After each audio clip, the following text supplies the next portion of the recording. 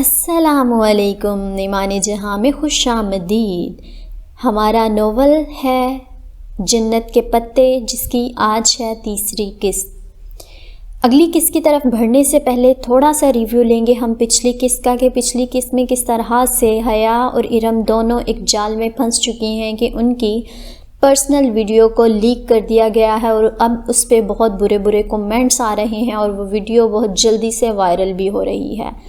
ان لوگوں نے سوچا کہ کسی سائبر کرائم کمپنی میں جو ہے وہ کرتے ہیں، ہم کلیم کرتے ہیں، انہوں نے وہاں پہ کال کی اور وہاں پہ کمپلین کرنے کی کوشش کی، لیکن نہ کوئی کام بن سکا۔ تو پھر کچھ ہی دیر بعد حیا کو ایک پرائیویٹ نمبر کالنگ لکھا ہوا آنے لگا اس کے سیل پہ، اور ان کو ایک پرائیویٹ نمبر سے کال آئی، جس کے بعد حیا کو کافی مشکلات ہوئیں کہ انہوں نے اس کو بلیک میل کرنا شروع کر دیا میجر احمد نے، جو کہ پرائیویٹ نمبر کالنگ کا آنر تھا، اور اس نے حیا سے کہا کہ اگر وہ چاہتی ہیں کہ ان کی ویڈیو کو ہٹا دیا جائے تو انہیں ان کے آفس جانا پڑے گا، جس کی وجہ سے وہ کافی پریشان ہو گئی اور اس نے فون زور سے بند کر دیا۔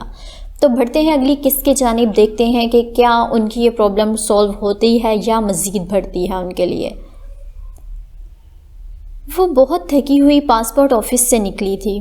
اسلام آباد سے پنڈی کا اتنا لمبا اور رش بھری سڑک پہ تھکا دینے والا سفر کر کے وہ آج پاسپورٹ آفس اپنا پاسپورٹ اٹھانے آئی تھی، مگر یہاں علم ہوا کہ 14 جنوری کو ہی پاسپورٹ مل پائے گا، اور ابھی 14 جنوری میں ہفتہ رہتا تھا۔ کوئی تکنیکی مسئلہ تھا شاید، جس کے باعث اسلام آباد والے پاسپورٹ آفس میں پاسپورٹ کا کام رکا ہوا تھا، تبھی اسی پنڈی میں اپلائی کرنا پڑا۔ واپسی میں بھی اتنا ہی رش تھا۔ کچھ شاپنگ کے بعد جب وہ مری روڈ پہ آئی تو مغرب چھا رہی تھی۔ سڑک گاڑیوں سے بھری پڑی تھی اور گاڑیوں کا یہ سیلاب بہت سست روی سے بہہ رہا تھا۔ سگنل پہ اس نے گاڑی روکی اور شیشے کھول دیے۔ اس کا ذہن ابھی تک پاسپورٹ میں الجھا ہوا تھا۔ اگر 14 جنوری کو پاسپورٹ ملے تو بھی ویزا لگتے لگتے بہت دیر ہو جائے گی۔ ابھی ٹکٹس نہیں آئے تھے، مگر کچھ اندازہ تو تھا کہ فروری کے آغاز میں اسے ترکی جانا ہے، یعنی کم و بیش 15 دن اس کو ویزے کے لیے ملتے، اور ترکی کا ویزا تو کبھی 15 دن میں نہیں لگ پاتا۔ پھر وہ انہی سوچوں میں الجھی ہوئی تھی، یکایک کوئی اس کی کھلی کھڑکی پہ جھکا۔ سونیو، کیا سوچی جا رہے ہو؟ وہ بری طرح چونکی اور سر اٹھا کر دیکھا۔ وہ وہی تھا، ڈولی، چمچم کرتے ہرے لباس میں ملبوس، وگ والے بالوں کا جوڑا اور شوخ میک اپ۔ ناگواری کی ایک لہر سی اس کے چہرے پہ سمٹ آئی۔ اسے بھول گیا کہ کبھی ڈولی نے اس پہ کوئی احسان کیا تھا۔ ہٹو سامنے سے، وہ جھڑک کر بولی تھی۔ وہ کھلی کھڑکی میں کچھ یوں ہاتھ رکھے کھڑا تھا کہ وہ شیشہ اونچا کر ہی نہیں سکتی تھی۔ لو باجی، میں تو سلام دعا کرنے آئی تھی اور آپ تو غصہ ہی ہو رہی ہو۔ اس روز والے سخت تاثرات ڈولی کے چہرے پہ نہیں تھے، بلکہ اس کے میک اپ سے اٹے چہرے پہ سادگی اور معصومیت تھی، کراہیت بھری سادگی اور معصومیت۔ ہٹو سامنے سے، ورنہ میں پولیس کو بلا لوں گی۔ اسے غصہ آنے لگا تھا اور بے بسی بھی محسوس کر رہی تھی۔ کچھ بعید نہیں تھا کہ وہ کوئی غلط حرکت کر ڈالے۔ ہائے باجی، ڈولی سے ایسے بات کرتی ہو؟ اور آپ کی تعریفیں کر کر کے ڈولی نے میرا سر کھا لیا تھا۔ اس نے آواز پہ گردن گھما کر دیکھا تو فرنٹ سیٹ کی کھلی کھڑکی پہ ایک اور خواجہ سرا ہاتھ رکھے کھڑا تھا۔ ڈولی کی سیاہ رنگت کی نسبت اس کا رنگ ذرا صاف تھا چہرے پہ، البتہ اس نے بھی سوکھے آٹے کی طرح فیس پاؤڈر تھوپ رکھا تھا، مگر شوخ سرخ رنگ کی قمیض کی آستینوں سے جھلکتے بازوؤں پہ شاید وہ کچھ لگانا بھول گیا تھا۔ وہ دونوں ہاتھ کھڑکی کی چوکٹ پہ دیے جھکا کھڑا تھا۔ یہ کون ہو تم؟ ہٹو میری گاڑی سے۔ اسے ٹھنڈے پسینے آنے لگے تھے۔ وہ تنہا تھی اور ٹریفک بلاک، سامنے کوئی ٹریفک پولیس مین بھی نظر نہیں آ رہا تھا۔ یہ جی میری بہن ہے پنکی، بڑا شوق تھا اسے آپ سے ملنے کا، ایک بڑی ضروری بات کرنی تھی جی آپ سے۔ Get last. اس نے بازو بڑھا کر فرنٹ ڈور کا شیشہ اونچا کرنا چاہا، مگر پنکی نے اپنا ہاتھ اندر کر دیا۔ ایک دم سے اس کی کلائی سامنے آئی تھی۔ حیا نے دیکھا پنکی کی کلائی پہ ایک گلابی سا سرخ سا 1 انچ کا کٹ بنا ہوا تھا۔ جیسے جلا ہو یا شاید برتھ مارک تھا۔ ہٹو، آئی سیڈ گیٹ لوسٹ۔ وہ عالم تیش میں فرنٹ ڈور کا شیشہ اوپر کرنے لگی مگر پنکی نے اس پہ ہاتھ رکھ دیے تھے، شیشہ اوپر نہیں ہو پا رہا تھا۔ باجی ایسے تو نہ کرو پنکی نال، اس کا ہاتھ زخمی ہو جائے گا، ڈولی نے پیچھے سے کہتے ہوئے ہاتھ بڑھا کر اس کے کندھے پہ رکھا تو وہ تیوری کھا کر گھومی اور زور سے ڈولی کو دھکا دیا۔ وہ اس حملے کے لیے تیار نہ تھا، اسے لڑکھڑا کر 2 قدم پیچھے ہوا۔ اسے چند سیکنڈ مل گئے اور اس نے جلدی جلدی اپنی طرف کا شیشہ چڑھا دیا۔ اب تم بھی ہٹو ادھر سے ورنہ میں لوگوں کو اکٹھا کر لوں گی۔ وہ بازو بڑھا کر پنکی کی طرف والا شیشہ بند کرنے لگی مگر وہ اڑ ہی گیا تھا۔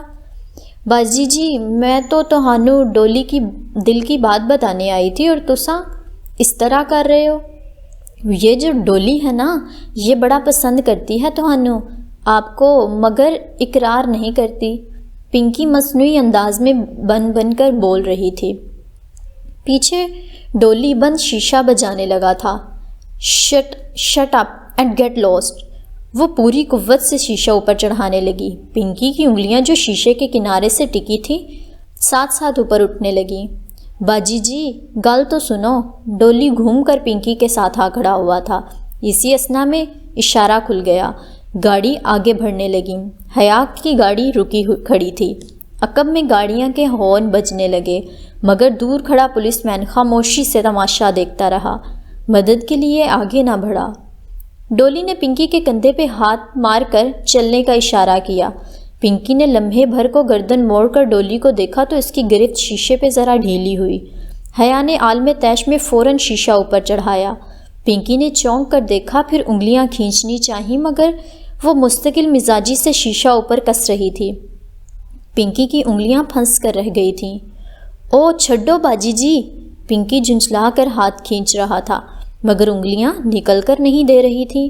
ڈولی نے غصے سے شیشہ بجایا مگر حیا تنفر سے ان دونوں کو دیکھتے ہوئے بازو لمبا کیے شیشہ آخری حد تک لے گئی۔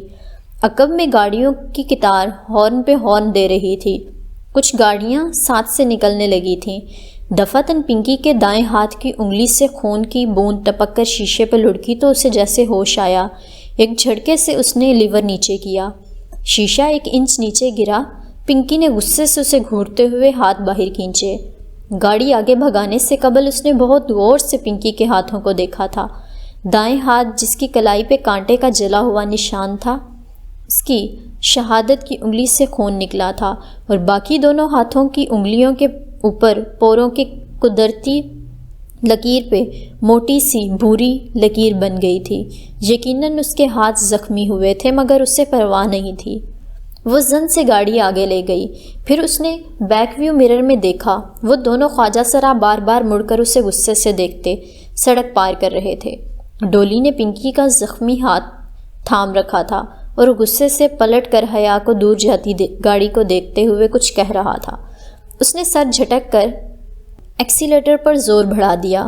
کم از کم اتنی امید اسے ضرور تھی کہ اب وہ ڈولی اس کا پیچھا کرنے کی ہمت نہیں کرے گا، مگر بہت جلد وہ غلط ثابت ہونے والی تھی۔ حیا جیسے ہی وہ گھر میں داخل ہوئی، لاؤنج میں بیٹھے سلیمان صاحب تیزی سے اس کی طرف بڑھے۔ ان کے چہرے پہ غیظ و غضب چھایا ہوا تھا۔ وہ دوڑ کر پیچھے ہوئی، تبھی پیچھے کہیں فون کی گھنٹی بجی۔ یہ ویڈیو تمہاری ہے؟ تم مجرے کرتی ہو؟ روہیل جو صوفے پہ بیٹھا تھا ایک دم اٹھا اور بہت سی سیڈیز اس کی طرف اچھالیں۔ وہاں سب موجود تھے، تایا فرقان، داور بھائی، روہیل، سب، اور ایک طرف ارم زمین پہ بیٹھی رو رہی تھی۔ دور کہیں فون کی گھنٹی مسلسل بج رہی تھی۔ نہیں، وہ سر ہلاتے ہوئے خوف سے ان کو کہنا چاہتی تھی۔ اس کا منہ تو ہلتا تھا لیکن آواز نہیں نکل رہی تھی۔ وہ سب کا خون لینے پہ تلے ہوئے تھے۔ دفعتاً سلیمان صاحب آگے بڑھے اور ایک زوردار تھپڑ اس کے چہرے پہ دے مارا۔ بے حیا، اسے تھپڑوں سے مارتے ہوئے سلیمان صاحب کہہ رہے تھے۔ ان کے لب ہل رہے تھے مگر ان سے آواز ڈولی کی نکل رہی تھی۔ وہ سلیمان صاحب نہیں، ڈولی بول رہی تھی۔ ڈولی، پنکی، بے حیا، پنکی کی انگلیاں، پنکی کی فون کی گھنٹی۔ وہ ایک جھٹکے سے اٹھ بیٹھی۔ کمرے میں اندھیرا تھا۔ اس نے ہاتھ بڑھا کر ٹیبل لیمپ آن کیا۔ زرد سی روشنی ہر سو پھیل گئی۔ اس نے بے اختیار دونوں ہاتھوں سے اپنا چہرہ چھوا۔ وہ ٹھیک تھی، سب ٹھیک تھا، کسی کو کچھ علم نہیں ہوا تھا۔ وہ سب ایک بھیانک خواب تھا۔ اوہ خدایا! وہ نڈھال سی بیک گراؤنڈ کے ساتھ پیچھے جا لگی۔ اس کا تنفس تیز تیز چل رہا تھا، دل ویسے ہی دھڑک رہا تھا، پورا جسم پسینے میں بھیگا ہوا تھا۔ فون کی مخصوص ٹون اسی طرح بج رہی تھی۔ ہاں، بس وہ گھنٹی خواب نہیں تھی۔ اس نے سائڈ ٹیبل سے موبائل اٹھایا اور چمکتی اسکرین کو دیکھا۔ Private number calling. چند لمحے لگے تھے اسے ایک فیصلے پر پہنچنے میں، اور پھر اس نے فون کان سے لگا لیا۔ میجر احمد، میں آپ کے آفس آ کر رپورٹ کروانے کے لیے تیار ہوں۔ کل صبح 9 بجے میرے گھر کے بیک سائڈ پہ موجود گراؤنڈ کے انٹرنس گیٹ پہ گاڑی بھیج دیں، 9 بجے شارپ۔ شور۔ اسے فاتحانہ لہجہ سنائی دیا۔ اس نے آہستہ سے فون بند کر دیا۔ کبھی بھی وہ کسی لڑکے سے یوں تنہا نہیں ملی تھی، مگر نہ ملنے کی صورت میں وہ ویڈیو کبھی نہ کبھی لیک ہو جاتی تو زیادہ برا ہوتا۔ اس نے بے اختیار جھرجھری لی۔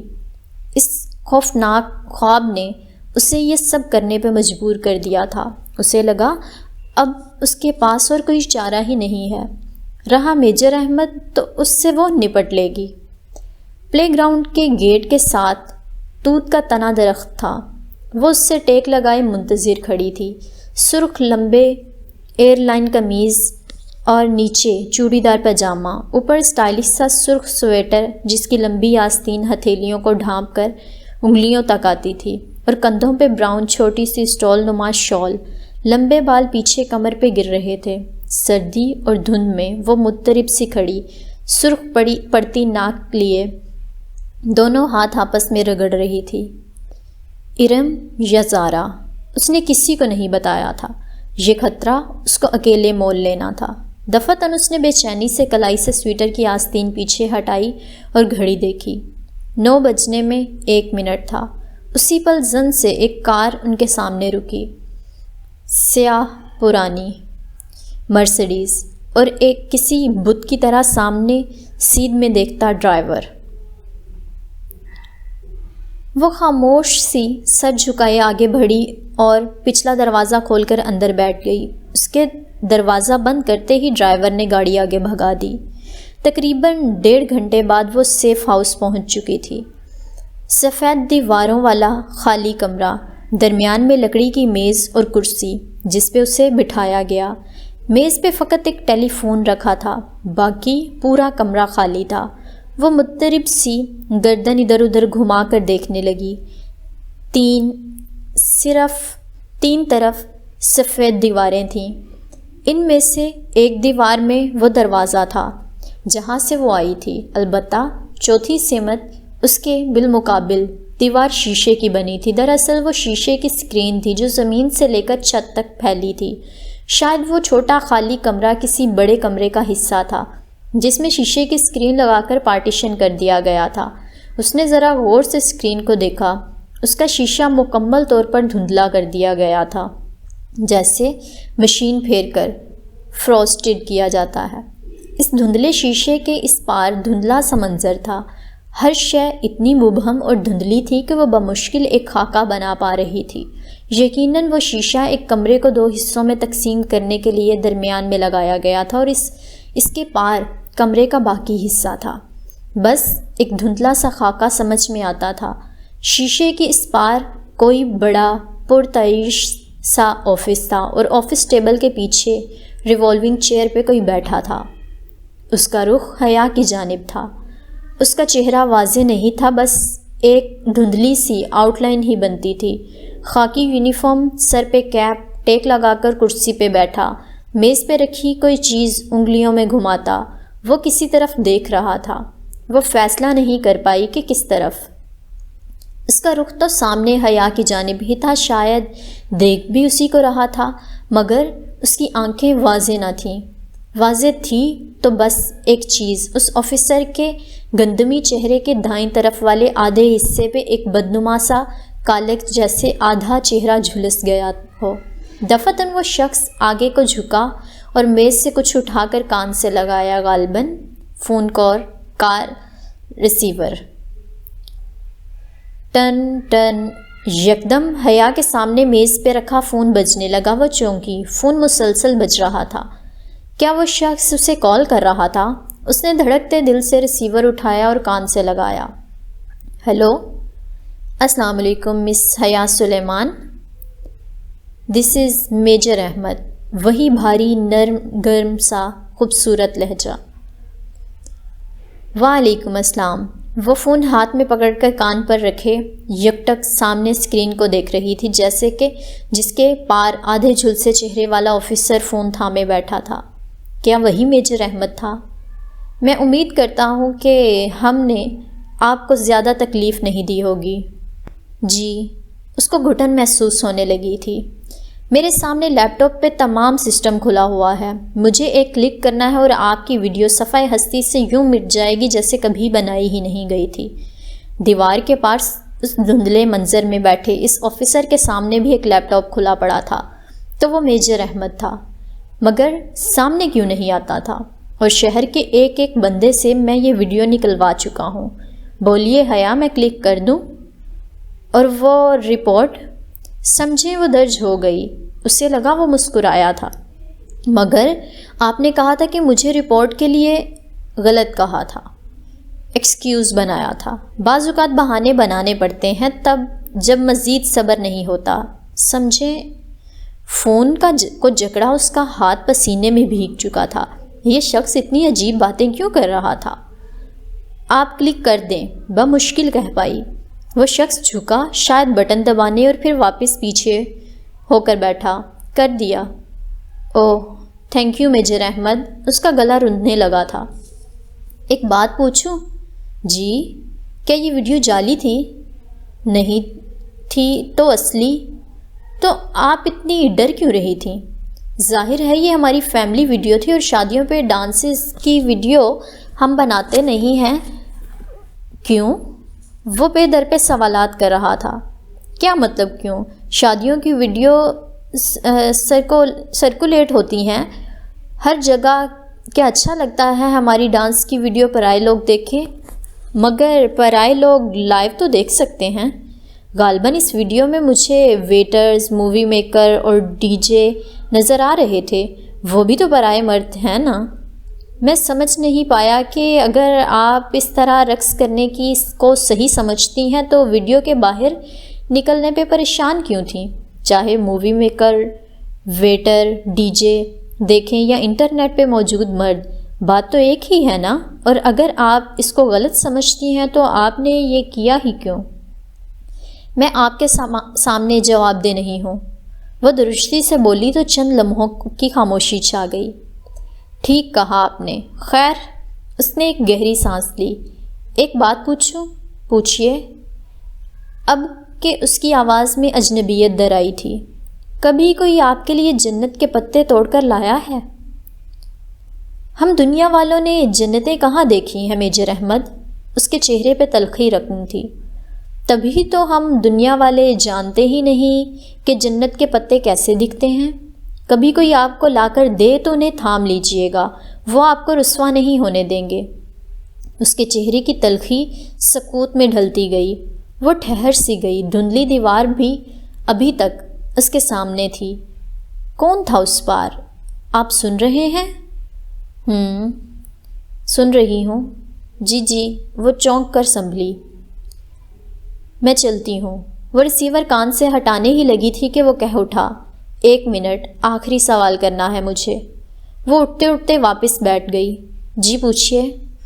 آپ مجھ سے شادی کریں گی؟ اسے زور کا دھچکا لگا تھا۔ وہ گنگ سی پھٹی پھٹی نگاہوں سے دھندلی دیوار کو دیکھے گئی۔ بتائیے مس حیا۔ اس کے لب بھنج گئے۔ حیرت اور شوق پہ غصہ غالب آ گیا۔ مس حیا نہیں، مسز حیا۔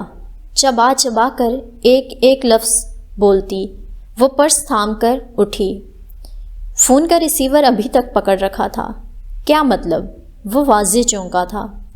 افسوس کہ میرے بارے میں اتنی معلومات رکھنے کے باوجود آپ میرے بچپن کے نکاح کے بارے میں لا علم ہیں، وہ نکاح جو میرے کزن جہان سکندر سے میرا بچپن میں ہی پڑھا دیا گیا تھا۔ میں شادی شدہ ہوں اور میرا شوہر ترکی میں رہتا ہے۔ اوہ، آپ کی وہ رشتہ دار فیملی جو کبھی پاکستان نہیں آئی۔ جانتا ہوں آپ کی پھپھو کا خاندان جو ذلت اور شرمندگی کے مارے اب شاید کبھی ادھر کا رخ نہ کرے۔ آخر کارنامہ بھی تو بہت شرمناک انجام دیا تھا نا۔ ان کا انتظار کر رہی ہیں آپ؟ ارے بچپن کا نکاح تو کورٹ کی ایک ہی پیشی میں ختم ہو جاتا ہے۔ Shut up, just shut up mister major Ahmed, وہ چلائی تھی۔ آپ کی ہمت بھی کیسے ہوئی یہ بات کرنے کی؟ ارے بھاڑ میں جائیں آپ اور آپ کی وہ ویڈیو، آپ بھلے اسے ٹی وی پہ چلوا دیں، مجھے پرواہ نہیں۔ میرا ایک کام کرنے کی اتنی بڑی قیمت وصول کرنا چاہتے ہیں آپ؟ رہا جہان سکندر تو وہ میرا شوہر ہے اور مجھے اس سے محبت ہے۔ اس کے علاوہ میری زندگی میں کوئی نہیں آ سکتا، سمجھے آپ؟ ریسیور واپس پٹکنے سے پہلے اس نے دوسری جانب سے اس کا سوگواریت بھرا کہکہا سنا تھا۔ پیر پٹک کر وہ دروازے کی جانب بڑھی۔ اسی پل دروازہ کھول کر ایک سپاہی اندر داخل ہوا جو اسے اندر بٹھا کر گیا تھا، گویا اسے فوراً اشارہ کر دیا گیا تھا۔ ملاقات ختم ہو چکی تھی اور حیا کے لیے وہ بے حد تلخ ثابت ہوئی تھی۔ گاڑی آپ کا انتظار کر رہی ہے میم، آئیے۔ وہ راستہ چھوڑ کر ایک طرف ہو گیا۔ حیا نے گردن موڑ کر دیکھا۔ دھند کے اس پار وہ آدھے سیاہ چہرے والا شخص میز پہ جھکا کچھ کر رہا تھا، شاید کچھ لکھ رہا تھا۔ اسے لگا اس نے اس کی میز پہ کسی سرخ شیک کی جھلک دیکھی تھی، شاید سرخ گلابوں کے گلدستے کی، یا شاید یہ اس کا وہم تھا۔ جس لمحے وہ اس پرانی مرسیڈیز کی پچھلی نشست پہ بیٹھی تو کھلے دروازے سے اسی سپاہی نے جھک کر ایک سرخ گلابوں کا بوکے اسے تھمایا، گویا کہ اس کے ساتھ کوئی خط نہ تھا اور وہ پھول ان سفید گلابوں سے قطعاً مختلف تھے۔ پھر بھی اسے یقین ہو گیا کہ وہ گمنام خطوط بھیجنے والا میجر احمد ہی تھا اور وہ اسے بہت پہلے سے جانتا تھا۔ یہ جا کر اپنے میجر احمد کے منہ پہ دے مارو۔ اس نے بوکے واپس سپاہی کے بازوؤں میں پھینکا اور دروازہ کھٹاک سے بند کیا۔ مرسیڈیز زن سے آگے بڑھ گئی۔ حیا شام میں ارم بھاگتی ہوئی آئی۔ خوشی اس کے انگ انگ سے پھوٹ رہی تھی۔ وہ ویڈیو اس ویب سائٹ سے ریموو ہو گئی۔ اس نے فرط جذبات سے تقریباً بیک گراؤنڈ سے ٹیک لگائے بیٹھی حیا کو جھنجھوڑ ہی دیا تھا۔ مگر کیسے ہوا یہ سب؟ اس ویب سائٹ والے کو خوف خدا آ گیا ہوگا، مجھے کیا پتا۔ وہ لاپرواہی سے انجان بن گئی۔ شاید، مگر اچھا ہی ہوا۔ اوہ ہاں، تمہاری ترکی کی کب فلائٹ ہے؟ پتہ نہیں، پہلے پاسپورٹ تو ملے، پھر ہی ویزا ملے گا نا۔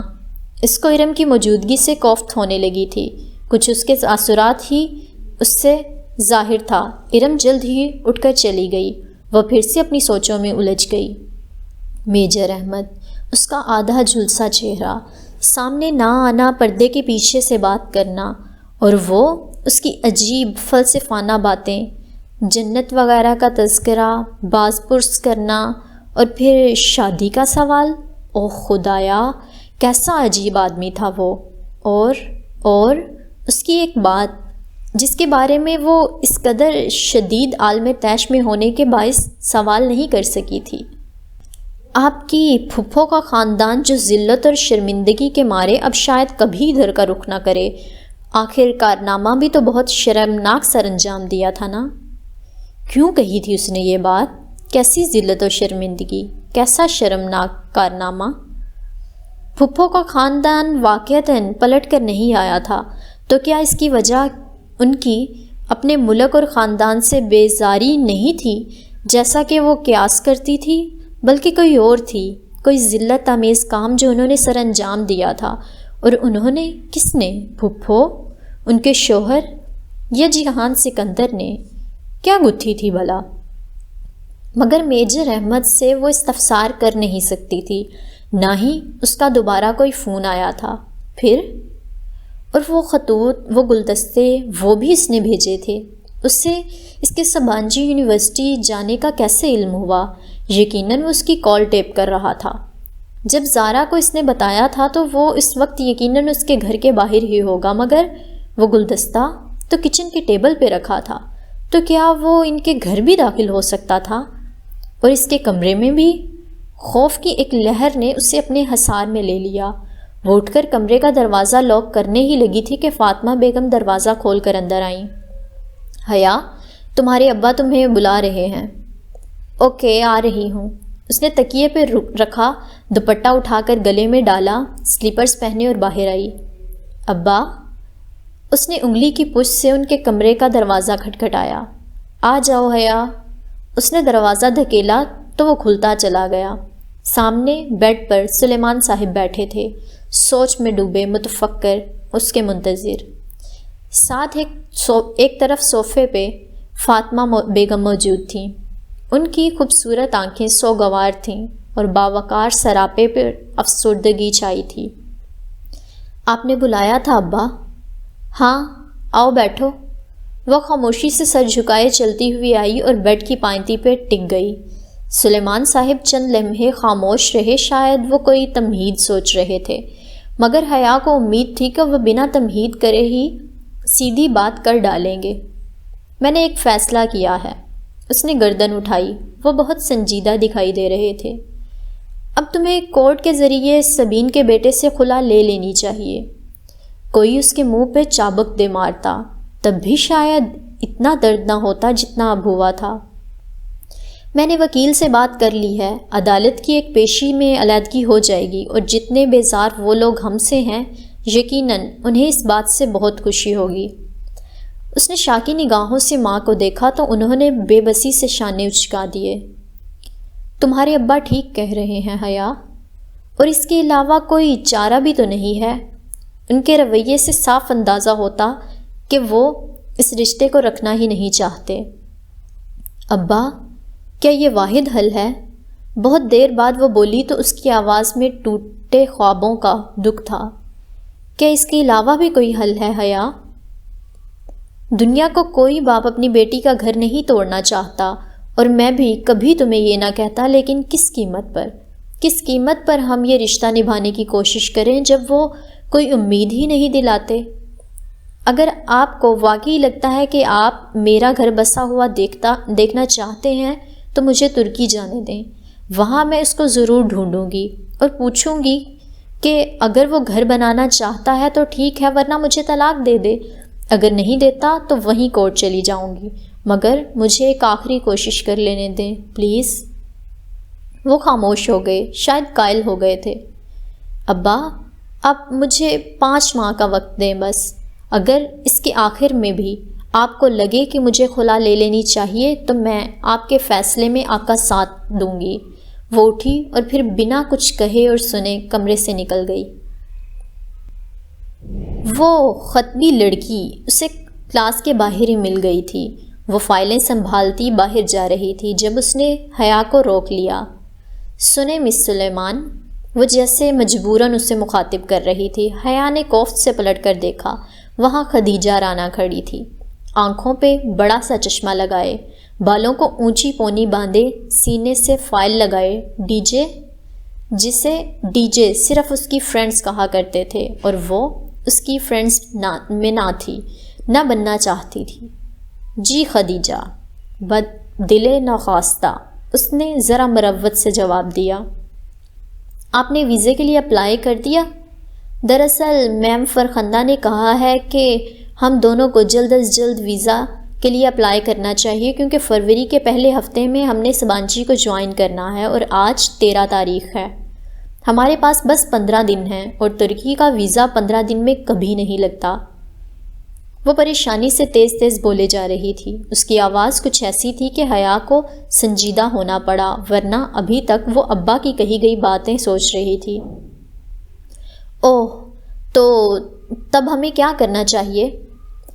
کل لازماً ٹرکش ایمبیسی جا کے ویزے کے لیے اپلائی کرنا ہے۔ آپ کو پتہ ہے ٹرکش ایمبیسی کا عجیب سا رول ہے کہ ہر روز سب سے پہلے آنے والے 15 امیدواروں کا ہی انٹرویو ہوتا ہے۔ ایمبیسی صبح 7 بجے ہی کھل جاتی ہے اور وہاں لوگوں کی لائن لگی ہوتی ہے. اگر ہم 1 منٹ بھی لیٹ ہوئے تو وہ ہمیں اگلے دن پہ ڈال دیں گے. آپ سن رہی ہیں نا؟ جی. اس نے غائب دماغی سے سر ہلایا. پتہ نہیں وہ کیا بولے جا رہی تھی. آپ مجھے اپنا نمبر لکھوا دیں تاکہ ہم کو آرڈینیٹ کر سکیں. اس نے بے دلی سے اپنا نمبر لکھوا دیا. خدیجہ اسے اپنے فون پہ نوٹ کرتی گئی. ٹھیک ہے، کل صبح 6:30 تک آپ ڈپلومیٹک انکلیو تک پہنچ جائیے گا. میں وہیں ہوں گی. اس نے اچھا کہہ کر جان چھڑوانے والے انداز میں سر ہلایا.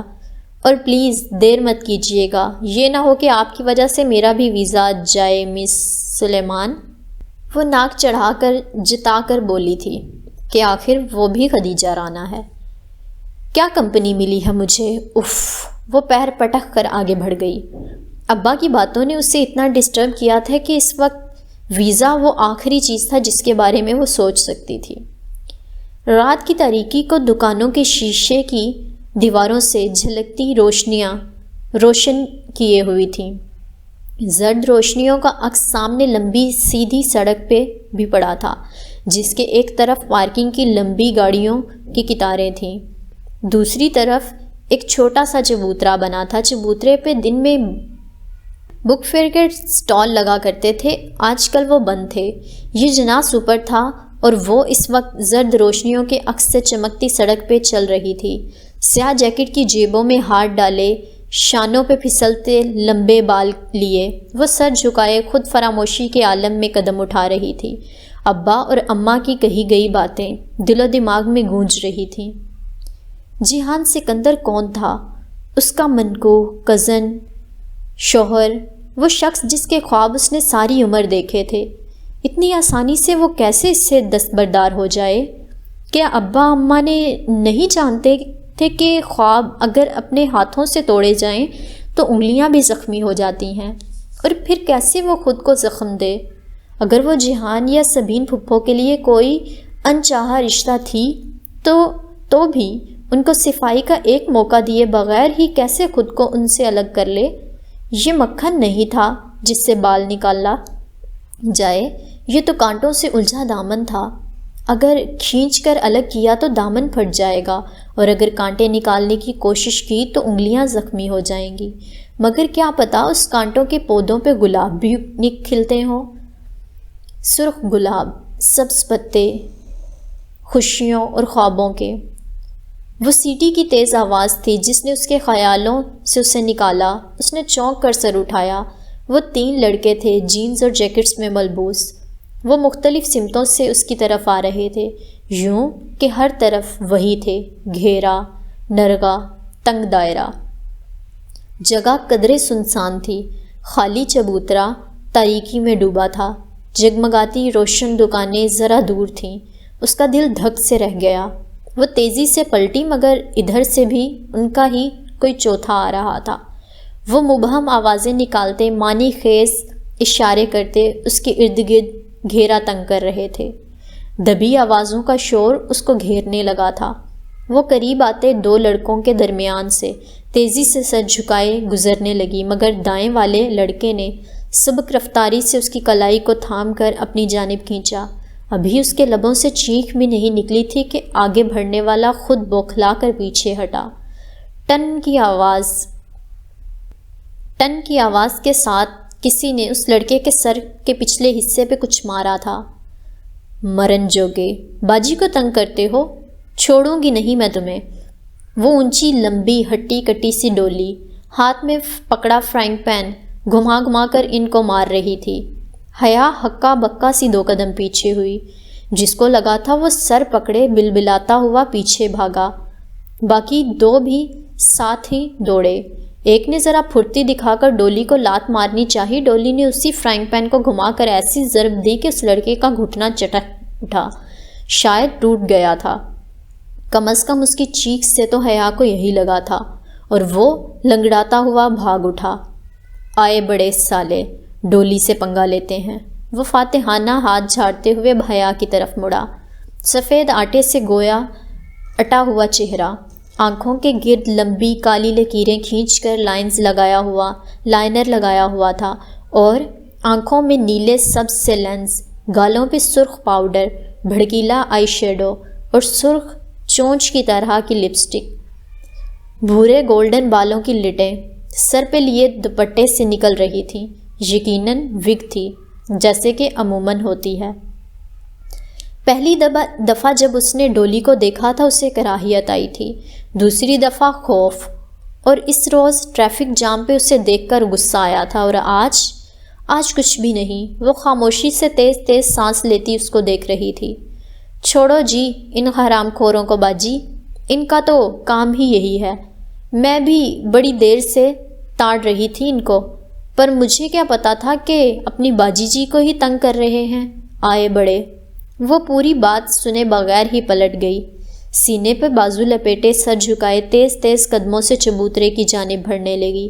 ایک خواجہ سرا کے ساتھ رات کے اس پہر سڑک پہ کھڑے ہونا قطعاً درست نہ تھا۔ ارے باجی جی گل تو سنو۔ وہ اس کے پیچھے لپکا، حیا چلتے چلتے رکی اور پلٹ کر سنجیدگی سے اسے دیکھا۔ کیا ہے؟ اس کا مومی چہرہ دکانوں کی زرد روشنیوں میں دمک رہا تھا۔ ہائے ربا باجی جی تسی کتنے سونے ہو جی۔ وہ دونوں ہاتھ رخساروں پہ رکھے خوشی سے چہکا۔ اسے کراہیت آئی نہ خوف، بس چپ چاپ اسے دیکھتے گئی۔ شکریہ ہی کہہ دو جی۔ شکریہ اور کچھ؟ اس کا انداز پاٹ تھا۔ تسی تے ناراض لگ دے ہو جی۔ ڈولی تم کیوں ہر جگہ میرے پیچھے آتے ہو؟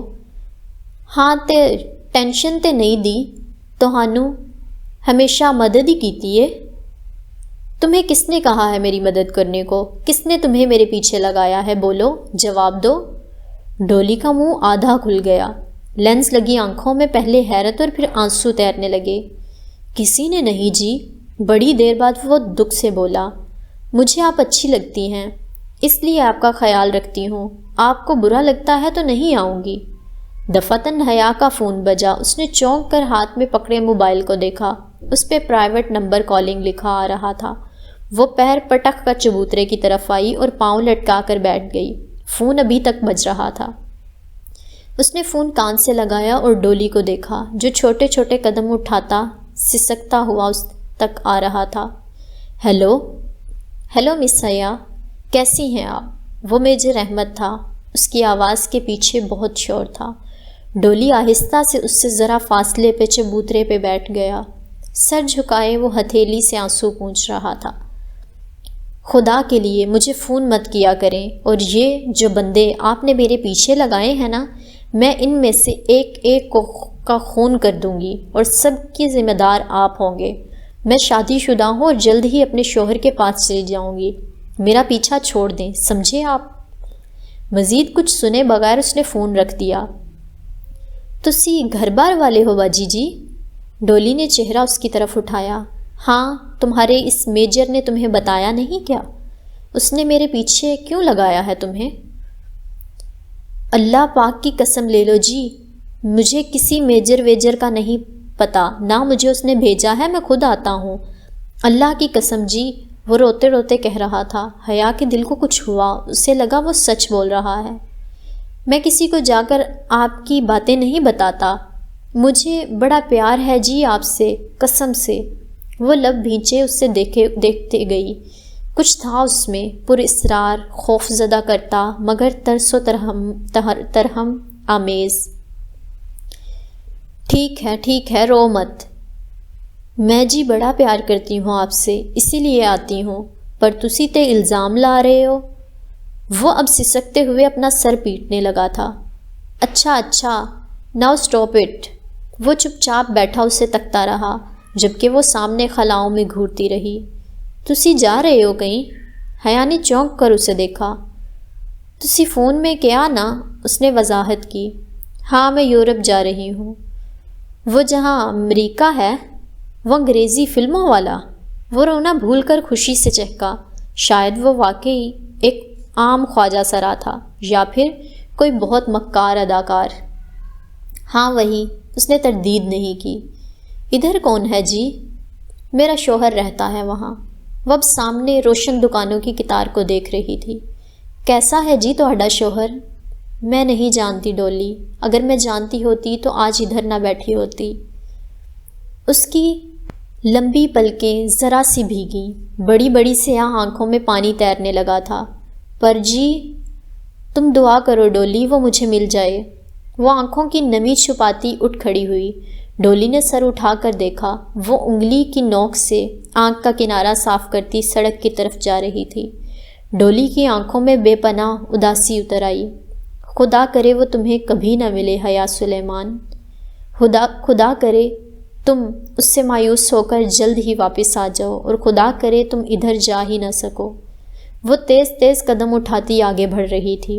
جب اس نے ڈولی کو کہتے سنا، مگر نہیں، وہ ڈولی کی آواز نہیں تھی، وہ کسی مرد کی آواز تھی، بھرپور، خوبصورت اور اداس، ایسی آواز جو اس نے پہلے کبھی نہیں سنی تھی۔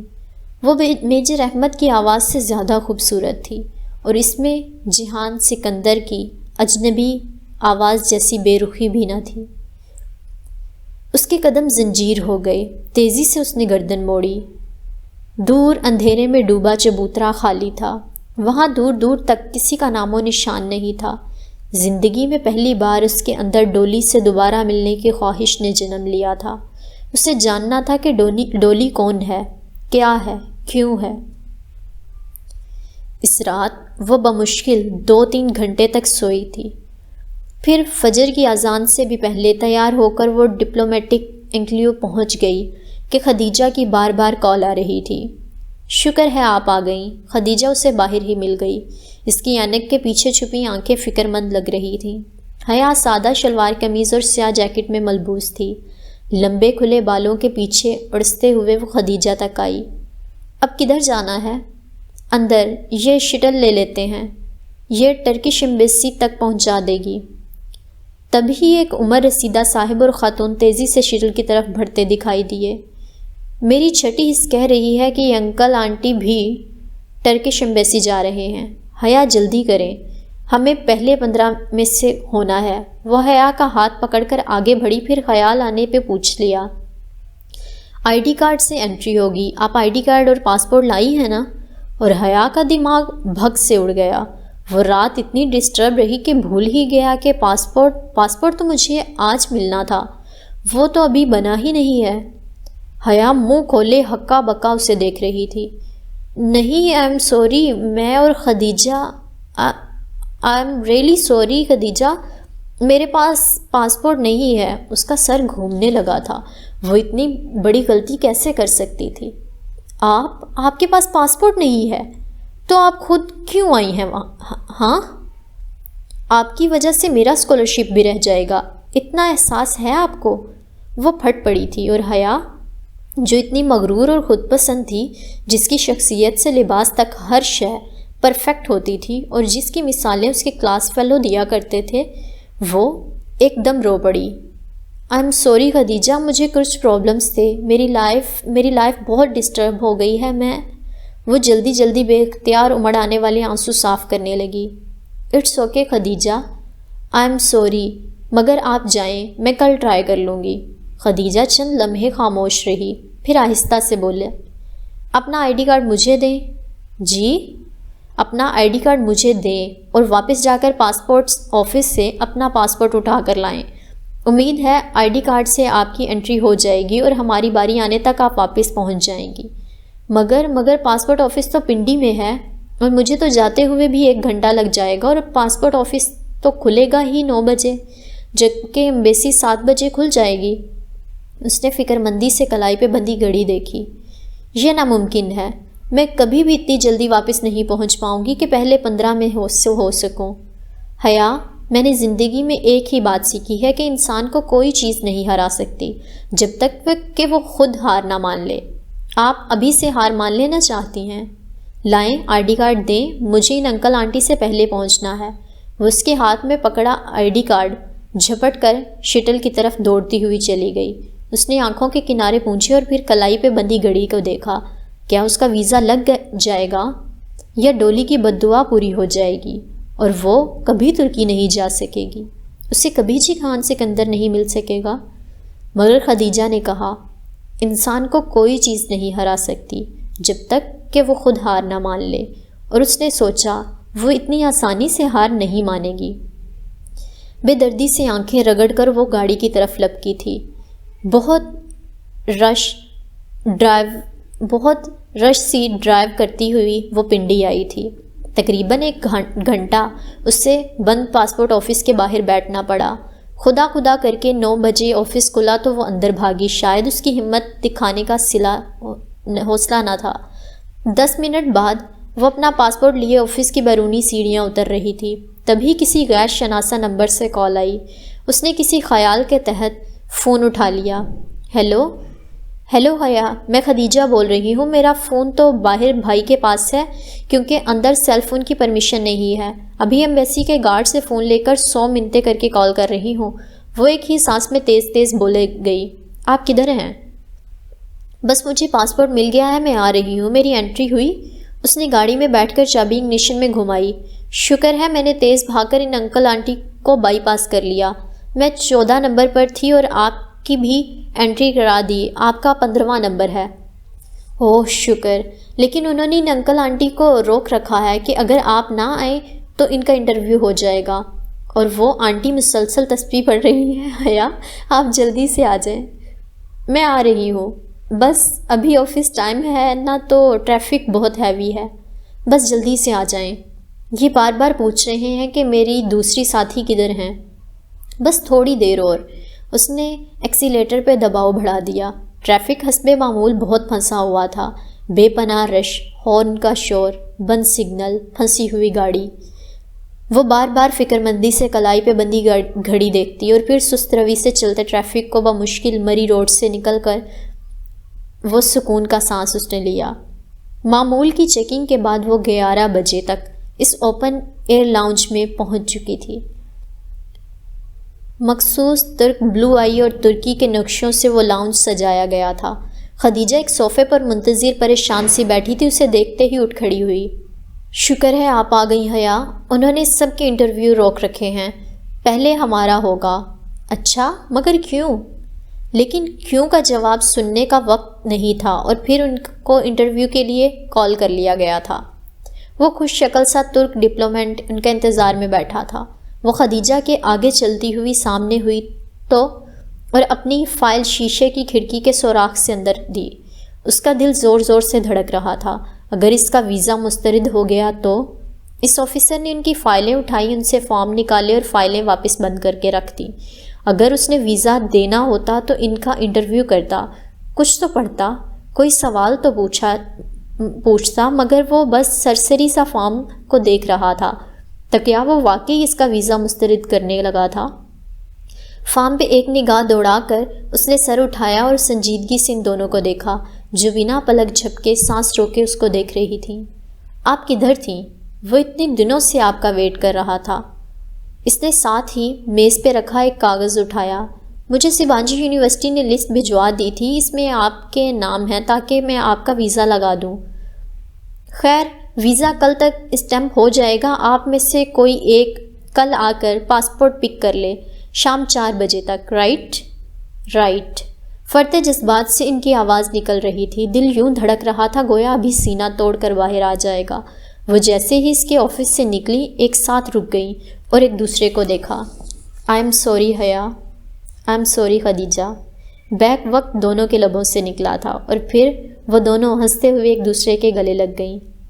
بالآخر اسے یقین آ گیا تھا کہ ہاں وہ واقعی ترکی جا رہی ہے، وہ بھی پورے 5 ماہ کے لیے۔ وہ ترکی جہاں وہ رہتا تھا، وہ جو ہمیشہ سے اس کے دل میں رہتا تھا، اس کے دل کے بالکل ساتھ رہتا تھا۔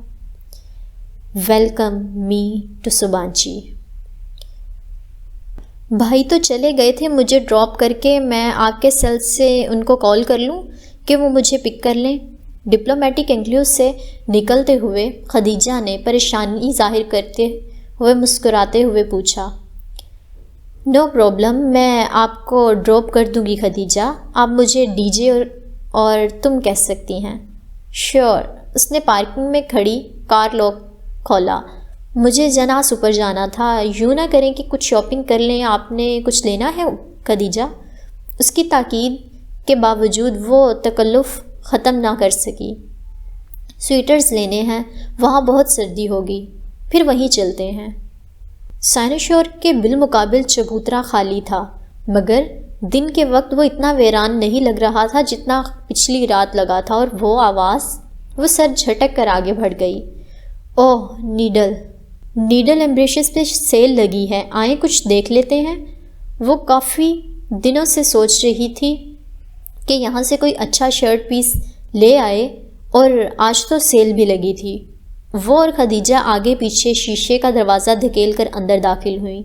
شاپ کے اندر وہی مخصوص ماحول تھا، ہیٹر کی گرمی اور باہر کی خنکی کا ملا جلا تاثر، زرد سپاٹ لائٹ سے چمکتی چھت اور ہر طرف شوکیس میں پھیلے کڑھائی والے کپڑے۔